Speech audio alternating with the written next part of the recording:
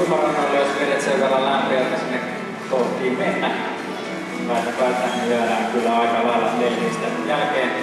Ja Veera on sitten tästä kolmikosta esittelemättä ikään 34 vuotta ja Veera on lauman johtaja tuon eventin varsin määrätietoinen emo.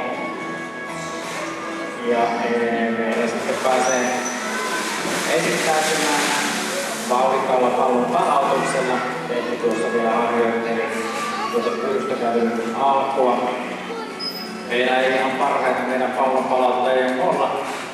Taitaa olla noin 5. paras, mutta kyllä Veerakin palloleikeistä pitää ja päästään sitten vielä tässä seuraavaksi omaan Lennikkauseen pallon palautukseen.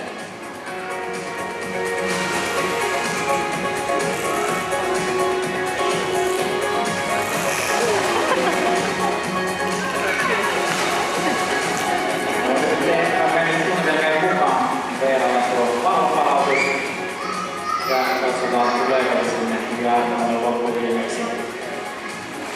No joo.